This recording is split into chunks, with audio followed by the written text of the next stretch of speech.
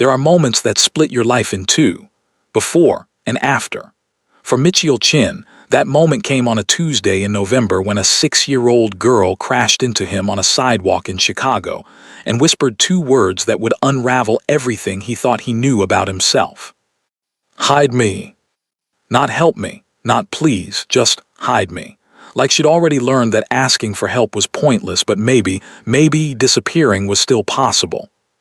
Mitchell was standing outside Morty's, the kind of restaurant where you need a reservation 3 months out and a last name that means something. His driver was idling at the curb. 2 of his associates were waiting by the door, checking their phones, their faces lit by that cold blue glow. It was supposed to be a simple night. Dinner, business, a handshake that would close a deal worth more than most people see in a lifetime.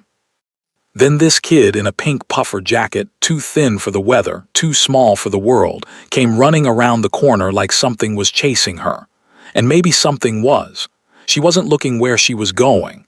Neither was he, honestly. They collided, and for just a second everything stopped. She looked up at him with these eyes that had seen too much too soon. Dark brown eyes that should have been full of wonder but were full of something else entirely. Calculation. Exhaustion. The kind of tired that sleep doesn't fix. Hide me, she said again, quieter this time, like she was already expecting him to say no. Behind her, maybe half a block away, a man was shouting a name. Jemmy, Jemmy, get back here. His voice had that edge to it, frustration mixed with something meaner. The kind of voice that makes you flinch even when it's not directed at you. Mitchell should have walked away. He had a reputation to protect. He had people watching, always people watching. And getting involved with a runaway kid, that was the kind of complication that turned into headlines, investigations, problems he didn't need. But here's the thing about Mitchell Chin that most people didn't know, that he'd spent 15 years making sure no one would ever find out.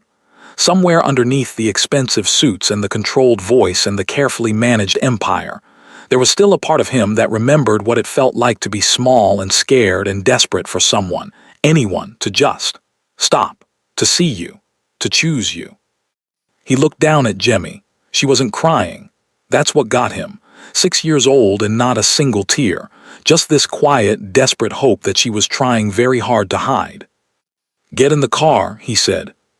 His driver's eyes went wide in the rearview mirror, but he didn't argue. You didn't argue with Mitchell Chin, not if you wanted to keep working for him. Jemmy hesitated for just a second, because even at 6, she'd learned that adults who seem nice are often the most dangerous. But then the man behind her shouted again, closer this time, and she made her choice. She climbed into the backseat like she'd done it 1,000 times before, small hands gripping the leather seat, pink jacket making a soft, rustling sound. She slid all the way to the far side, pressed herself against the window, and waited. Mitchell got in beside her, keeping a careful distance. Drive, he told his driver, just drive. They pulled away from the curb just as the man rounded the corner, mid-40s jeans, a jacket that had seen better days. He stopped, breathing hard, watching the car disappear into Chicago traffic. His face was a mix of relief and anger, like he couldn't decide which one to commit to. Inside the car, nobody spoke for a long time. Jemmy stared out the window, watching the city lights blur past. Mitchell stared at his phone, pretending to read emails he wasn't actually reading. His associates were blowing up his phone with messages. Where are you? Meetings in 10. What's going on? He silenced his phone. You hungry? He asked finally, because he didn't know what else to say. Jemmy didn't answer right away. Then so quietly he almost didn't hear it. Always. That one word told him more than he wanted to know. This is the story of how a man who'd spent his whole life learning not to care met a girl who'd spent her whole life learning not to hope, and how they saved each other in the most unexpected, imperfect, irreversible way. But first, you need to understand where they both came from, because the thing about before and after is this: you can't understand the after until you know what the before cost them. 3 months earlier, Jemmy's mother died in a motel bathroom on the south side of Chicago. Overdose. The kind of ending that's tragic but not surprising to anyone who knew her. Jemmy found her. That's the part the social workers always whispered about when they thought she wasn't listening. That she was the one who called 911, that she waited by her mother's body for 17 minutes until the paramedics arrived, that she didn't cry until 3 days later when someone finally explained that unresponsive meant her mom wasn't coming back. She was 5 years old. After that, Jemmy became a case file, a number in the system, a kid with complex trauma and attachment issues, and all these other phrases that basically meant, this one's going to be difficult. Her first foster home lasted 2 weeks. The family was nice enough, too nice actually, in that way where you can tell they're trying really hard to perform goodness, but don't actually know what to do with a kid who won't smile on command. They had 3 biological children, all under 8, and Jemmy made them uncomfortable. She didn't play right, didn't talk right, would wake up screaming from nightmares and then refuse to talk about them. She needs specialized care. The foster mother told the social worker, which was code for, we can't handle her. The second home was worse. The foster father drank, not constantly, but enough that Jemmy learned to read the signs, the looseness in his voice, the way he'd stand too close, the specific kind of laugh that meant she should make herself invisible. She ran away after 6 days. They found her sleeping in a park bathroom. The third home was a single mother with 4 other foster kids, all older, all more streetwise than Jemmy would ever be. It was crowded and chaotic, and the woman meant well but was drowning. Jemmy learned to steal food from the kitchen at night and hide it in her pillowcase because dinner wasn't guaranteed. She learned to sleep with her back against the wall. She learned that crying was pointless and asking for things was even more pointless. She lasted a month there before the woman threw her hands up and called the agency. I can't, she said, and that was that. The fourth home was the one Jemmy ran from that November night. A couple in their 50s, no other kids, living in a neighborhood that was just nice enough to feel foreign. They had rules, so many rules, and Jemmy broke most of them without meaning to. She'd forget to ask before getting a snack. She'd hide under the bed during loud noises. She'd refuse to look them in the eye because eye contact felt like giving something away she couldn't afford to lose. 3 weeks in, she overheard them talking in the kitchen. The wife was crying. I don't think we're equipped for this, she said. She doesn't even seem to want to be here. And I know that sounds terrible, but we can't fix her. We can't fix whatever's broken. She's not broken, the husband said, but his voice didn't sound convinced. She's just, I don't know, maybe we're not the right fit. Jemmy didn't wait to hear the rest. She grabbed her pink puffer jacket, the one her mom had bought at a thrift store 2 Christmases ago, and slipped out the back door while they were still talking about all the ways she was too much. She ran for 20 minutes before she realized she had nowhere to go. No plan, no money, no one to call even if she had a phone. That's when she crashed into Mitchell Chin. Now Mitchell's story, that one's different, more complicated. The kind of complicated that comes with choices, not just circumstances. Mitchell's parents immigrated from South Korea when he was 2. They worked themselves to the bone, his father in a dry cleaning shop, his mother in a factory that made textiles for brands she could never afford to buy. They wanted the American dream for their son. Education, success, stability. What they got was a kid who was smart enough to see how the system worked and angry enough to want to break it. Mitchell dropped out of college after 1 semester, not because he couldn't handle the work, but because he realized something that his professors would never admit. The real money, the real power, wasn't in playing by the rules. It was in knowing exactly which rules to break and how to make it look legitimate. He started small, logistics consulting for businesses that needed things moved quietly. Then investments in nightclubs that fronted for card games that fronted for money that needed cleaning. Then partnerships with men whose names you didn't say out loud, whose handshakes were contracts that no court would ever see. By the time Mitchell turned 30, he was wealthy, legitimately wealthy on paper with restaurants and real estate holdings and investment portfolios. But underneath, that was a different story, one he'd gotten very good at not telling. The thing about Mitchell was that he wasn't cruel. He didn't enjoy the violence that sometimes came with his world. He just accepted it as part of the cost. He paid people well. He kept his word. He had a code, even if it wasn't one that would hold up in court. But he was alone. Deeply, profoundly alone in a way that money couldn't fix and power couldn't hide. He'd cut ties with his parents years ago. They tried to intervene to pull him back from the edge, and he'd shut them out rather than explain why their dream for him felt like a cage. He didn't have friends, not real ones, just associates, business partners, people who needed something from him or who he needed something from. He told himself that was safer, cleaner, that attachment was a weakness and distance was strength. And then a 6-year-old girl whispered, "Hide me," and suddenly all of that, the control, the distance, the carefully maintained walls started to crack. The night Jemmy climbed into his car, Mitchell drove around for 2 hours trying to figure out what to do. He couldn't just drop her at a police station. There'd be questions, attention, the kind of scrutiny his life couldn't afford. But he also couldn't keep her, could he? Around midnight, he finally pulled over at a 24-hour diner. Jemmy had fallen asleep in the backseat, her head resting against the window, her small hands curled into fists like she was ready to fight even in her dreams. Mitchell sat there, engine idling, watching her in the rearview mirror. She looked so small, so breakable, and for the first time in a very long time, Mitchell Chin, who'd built an empire on calculated risks and emotional detachment, felt something he couldn't name. It wasn't pity, it was recognition. He saw himself in her, not the specifics but the shape of it, the exhaustion, the wariness, the sense that the world was something you survived, not something you trusted. And he thought, maybe I can do this, temporarily, just until they find her somewhere better. So he made the call, contacted the police, brought her to the station himself, sat with her while she didn't talk and didn't cry and just stared at the fluorescent lights like she was somewhere else entirely. When the social worker arrived, a tired woman named Diane who looked like she'd aged 10 years for every 5 on the job, she took one look at Jemmy and sighed.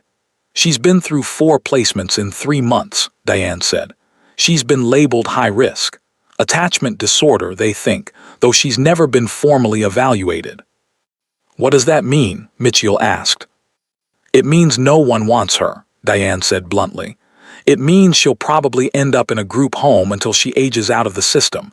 It means—" She trailed off like she'd said too much. Mitchell looked at Jemmy. She was watching them talk, her face carefully blank, like she already knew what they were saying even if she couldn't hear the words. "What if I took her?" he heard himself say, "temporarily, until you find something better." Diane blinked. "You? Why not?" "Well, for starters, you're a single man with no childcare experience, and based on the background check we'd have to run, I'm guessing your life isn't exactly conventional." Mitchell didn't argue, she wasn't wrong. "But," Diane continued, "we're desperate, and she clearly feels safe with you, which is more than I can say for her last 4 placements. So if you're serious, and I mean serious, not just feeling charitable at midnight, we can make it work. Temporarily." "Temporarily," Mitchell repeated, like saying it out loud would make it true. Diane started the paperwork. Emergency kinship placement, temporary guardianship pending full evaluation, background checks and home visits, and 1,000 bureaucratic hoops he'd have to jump through. But the thing was, Mitchell was good at jumping through hoops. He'd built his entire life on knowing how to navigate systems and make things look cleaner than they were. What he didn't know, what he couldn't have known, was that temporary was about to become the biggest lie he'd ever told himself. Because you can't choose someone halfway. You can't protect someone at arm's length, and you can't teach someone to hope without learning it yourself. This is the story of what happened next. The choices, the cracks, the slow, painful process of 2 people learning that family isn't about blood or paperwork or even intention. It's about showing up, every single day, especially when, it would be easier to walk away. The paperwork took 3 hours. Michael sat in a plastic chair that was slightly too small. in a room that smelled like burnt coffee and recycling that needed to be taken out 2 weeks ago, watching Diane fill out forms in triplicate while Jemmy sat across from him, swinging her legs because they didn't quite reach the floor. She hadn't said a word since they'd arrived at the station, not to the police officer who tried to give her a stuffed bear, not to Diane when she'd asked gentle questions about where she'd been staying, who she'd been with, whether anyone had hurt her. Nothing. Just silence and those dark eyes that tracked everything, cataloging exits and threats, and the exact distance between herself and every adult in the room. Michael understood that, the constant calculation, the exhaustion of always being ready to run. "All right," Diane said finally, capping her pen with a click that seemed too loud in the quiet room. "This is temporary emergency placement. We'll need to do a home visit within 72 hours, full background check, which, Mr. Chin, I'll be honest, if there's anything in your history that's going to be a problem, now's the time to tell me." Michael kept his face neutral. "I've never been convicted of anything." "That's not what I asked." "It's the answer you're going to get." Diane held his gaze for a long moment, then sighed. "Fair enough, but understand we will be looking, and if we find something that makes you unsuitable, she goes back into the system immediately. No arguments, no appeals. Clear?" "Clear." The drive to Michael's apartment was silent except for the hum of the engine and the occasional burst of static from the radio. Jemmy sat in the backseat, pressed against the window, watching the city slide past in streaks of neon and shadow. Michael's phone buzzed, then again. His business partner, Marcus, "Where the hell are you? We lost the Morty deal. Call me." Michael silenced his phone and put it in his pocket. "You live far?" Jemmy asked suddenly, her voice so quiet he almost didn't hear it over the engine. It was the first thing she'd said in hours. "About 20 minutes, Michael said, keeping his voice even. "In Streeterville, you know where that is." She shook her head. It's near the lake, there's a park, and a lot of tall buildings." "Is it nice?" "Yeah, I guess it is." "Do you live there alone?" "Yeah." Jemmy went quiet again, processing this. Then, why? It was such a simple question, such a complicated answer. "I don't know," Michael said finally, which was maybe the most honest thing he'd said all night. "I just do." Michael's apartment was on the 42nd floor of a building that had a doorman and marble floors, and the kind of elevator that moved so smoothly you couldn't quite tell when it started or stopped. Jemmy stood very still in the lobby, taking it all in, the chandelier, the security desk, the abstract art that probably didn't mean anything. "Evening, Mr. Chin," the doorman said, then noticed Jemmy and faltered slightly. "And guest." "Evening, Russell," Michael said, not offering an explanation. When the elevator doors opened to his apartment hallway, he led her down a corridor so quiet their footsteps seemed too loud, until they reached the last door on the left. Michael's apartment was the kind of place that interior designers photographed for magazines. Floor-to-ceiling windows overlooking Lake Michigan, hardwood floors that gleamed, furniture that was expensive and uncomfortable and chosen by someone Michael had paid to make decisions so he wouldn't have to. It was beautiful and empty, and it had never felt like home. Jemmy stood in the entryway, not moving, like she was waiting for permission. "You can come in," Michael said. She took 3 steps inside, then stopped. Looked at the white couch, definitely not meant for children. Looked at the glass coffee table, definitely breakable. Looked at the kitchen with its spotless counters and appliances that had never been used for anything more complicated than reheating takeout. "Where do I sleep?" she asked. Michael realized he hadn't thought that far ahead. He had 2 bedrooms, his, and a guest room that he used for storage. The guest room currently contained 4 boxes of files he needed to shred, a broken treadmill he kept meaning to donate, and approximately nothing that would work for a 6-year-old. He said, which was not a great start. "Give me a minute." He moved the boxes, shoved the treadmill into the closet, and stood there looking at the queen-sized bed with its gray duvet. He grabbed clean sheets, still in the packaging, and made up the bed, or tried to. The fitted sheet was a nightmare. The flat sheet ended up crooked. When he came back out, Jemmy was standing exactly where he'd left her. "Okay," he said. "So, there's a bedroom, it's yours for now, and there's a bathroom down the hall, are you hungry?" Jemmy shook her head, but her eyes said otherwise. "When did you last eat?" Michael asked. She shrugged. "That's not an answer." "Lunch, maybe, I don't remember." It was almost 2 in the morning. Michael opened the fridge, which contained a bottle of wine, some takeout containers that were definitely past their expiration date, and a jar of olives. The freezer had ice and expensive vodka. The pantry had protein powder and coffee beans. He was not equipped for this. "How do you feel about pizza?" he asked. "It's 2 in the morning," Jemmy pointed out. "I know a place."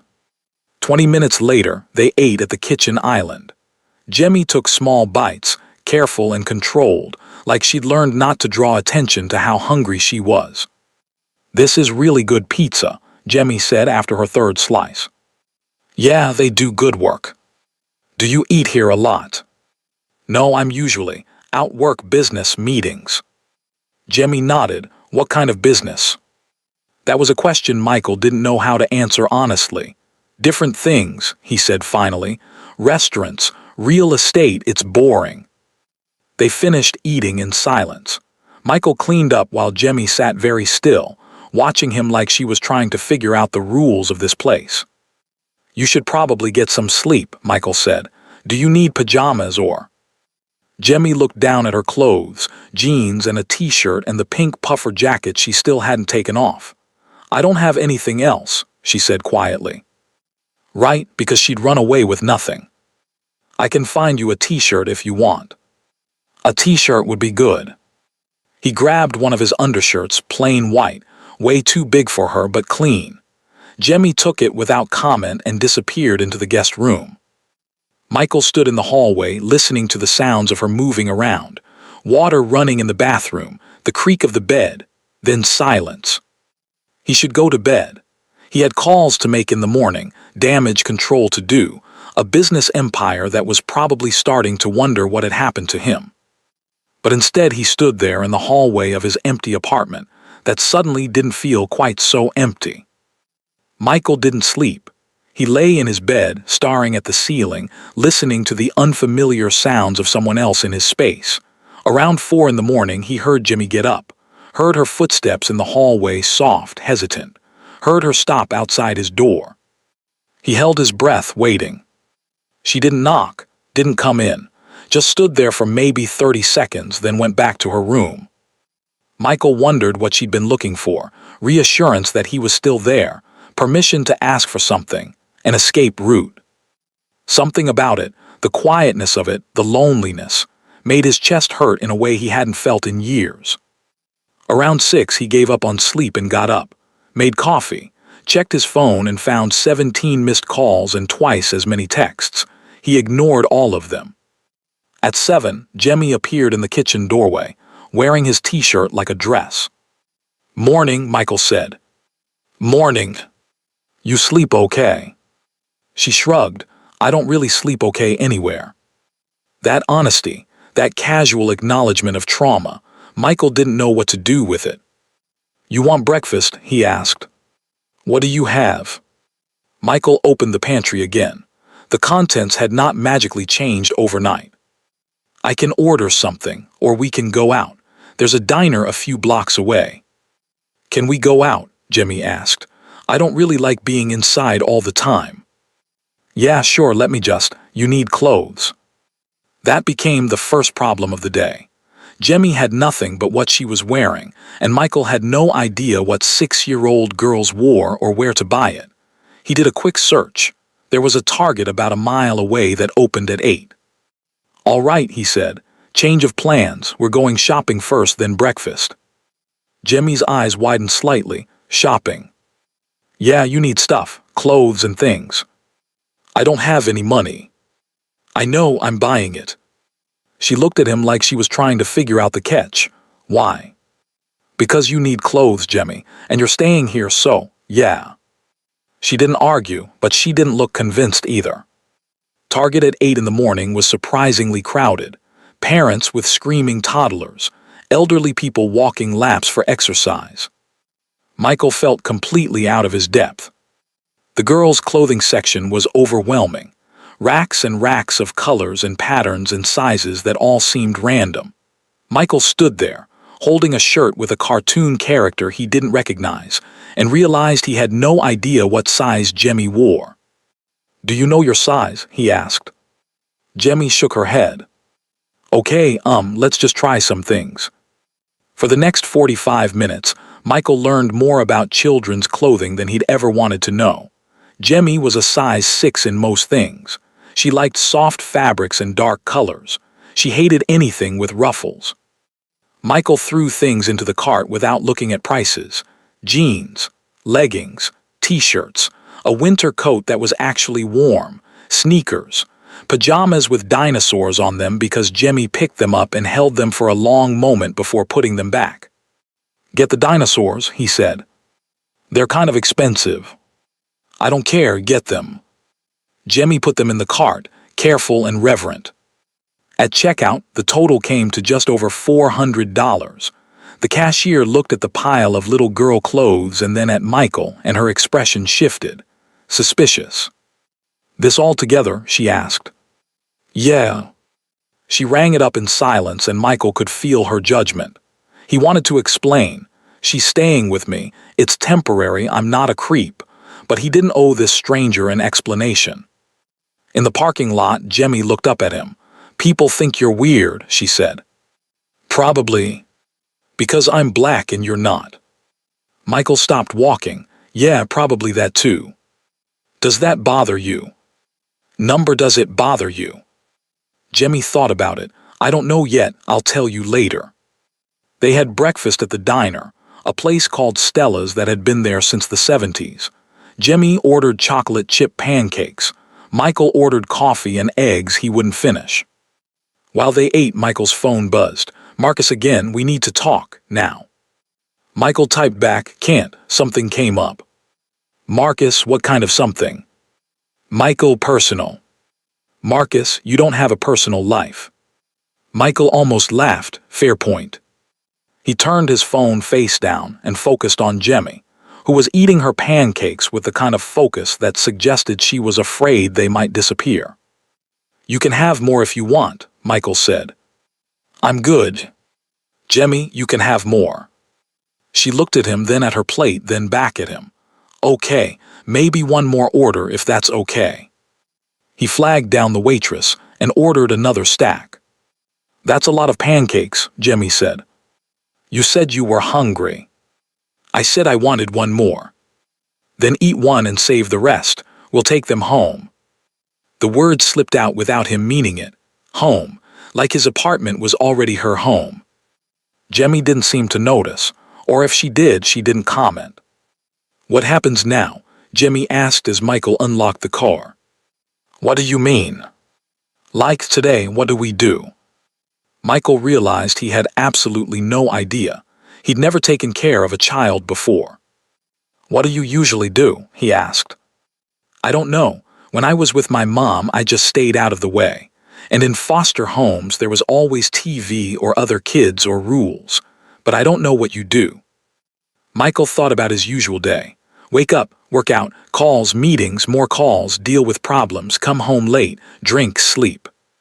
None of that worked with a 6-year-old. "Well," he said slowly, "we probably need to figure out school stuff. And Diane's going to call about the home visit. What do you like to do?" Jemmy shrugged. "I like drawing sometimes. And I like being outside. And I like when things are quiet." "Okay, we can do that." "Really?" "Yeah, why not?" For the first time since they'd met, Jemmy smiled. Just a little, just for a second. And Michael thought, maybe I can do this, just for a little while. The home visit happened 2 days later. Diane showed up at 10 in the morning with a clipboard, a tired expression, and the kind of skepticism that came from seeing too many good intentions turn into bad situations. Michael had spent the previous 48 hours trying to make his apartment look less like a bachelor pad. He'd bought groceries, real groceries. He'd set up the guest room properly. He'd even bought a stuffed animal, though Jemmy had looked at it like she didn't quite know what to do with it. "Mr. Chin," Diane said when he opened the door, "ready for the inspection." "As ready as I'll ever be." Diane walked through the apartment with thoroughness that made Michael nervous. She checked the locks on the windows, tested the smoke detectors, looked in the refrigerator and the bathroom cabinets, made notes on her clipboard that Michael couldn't see. Jemmy sat on the couch the whole time, watching silent. "Where does she sleep?" Diane asked. "Guest room down the hall." They went to look. Diane examined the bed, the closet where Michael had hung Jemmy's new clothes, the nightlight he'd bought. "This is good," Diane said, making another note. "Better than I expected, honestly." "What were you expecting?" "Most emergency placements. Let's just say you'd be surprised how many people don't bother to clear out the storage room." They went back to the living room. Diane sat down across from Jemmy. "How are you doing, sweetheart? You feeling okay here?" Jemmy nodded. "Mr. Chin treating you all right?" Another nod. "You eating enough, sleeping?" "Yes." "And you feel safe?" Jemmy looked at Michael, then back at Diane. "Yeah," she said quietly, "I feel safe." Diane made a note. "Good." She turned to Michael. "Can we talk privately?" They went into the kitchen. Diane leaned against the counter, arms crossed. "Here's the situation," she said. "Background check came back clean. No criminal record, no red flags, but there are questions." "What kind of questions?" "The kind where you own 3 restaurants but no one can quite figure out where all the money comes from. The kind where your name shows up in connection with some very interesting people. The kind where, and I'm just being honest here, if we had more options for Jemmy, we'd probably be having a different conversation." Michael kept his face neutral. "But you don't have more options." "No, we don't," Diane sighed. "Look, I don't know what you do, and frankly, I don't want to know. What I care about is whether that kid in there is safe and cared for, and so far she seems to be. So here's the deal, this placement continues on a provisional basis. I'll check in weekly. If anything changes, and I mean anything, you call me immediately. Clear?" "Clear." "And Mr. Chin, if I find out you're using her for cover, or if you put her in danger in any way, I will personally make sure you never get within 100 yards of a child again. Understood?" Michael met her eyes. Understood. After she left, Michael found Jemmy still on the couch, sitting very straight, hands folded in her lap. "You okay?" he asked. "Did I do good?" "What?" "With the questions, did I answer them right?" Michael's chest tightened. "Jemmy, there's no right or wrong answers. She just wanted to make sure you're okay." "But if I said the wrong thing, would I have to leave?" And there it was, the fear underneath everything, the constant awareness that safety was conditional. Michael sat down next to her, careful to leave space. "No," he said firmly, "you're not going anywhere. Not because you said the wrong thing or did the wrong thing. You're staying here until we figure out what comes next, okay?" Jemmy looked at him, searching his face for the lie. "Okay," she said finally, but she didn't sound convinced. The next challenge was school. Jemmy hadn't been enrolled anywhere since her mother died. She'd missed 3 months of first grade. Michael spent 45 minutes on hold with Crawford Elementary before getting someone who could help. "We'll need proof of residency, birth certificate, immunization records," the woman said. "What if I don't have her birth certificate?" "Then you'll need to request one from the state. That usually takes 4 to 6 weeks. She needs to start school now." After some back and forth, they worked out a temporary solution. Jemmy could start the following Monday while Michael got the paperwork sorted. When he told her, Jemmy didn't seem excited, just resigned. "Do I have to?" she asked. "Yeah, you have to." "What if the other kids are mean?" "Then you tell the teacher." "What if the teacher doesn't care?" Michael didn't have a good answer for that. "Then you tell me," he said finally, "and I'll care." Jemmy looked at him like she was trying to decide if that was true. The days developed a rhythm. Not comfortable, but a rhythm. Mornings, Michael would make breakfast, cereal and scrambled eggs. Jemmy would eat slowly, methodically, still approaching food like it might disappear. Then they'd get ready. Jemmy would pick out clothes, always the same jeans and one of 3 t-shirts.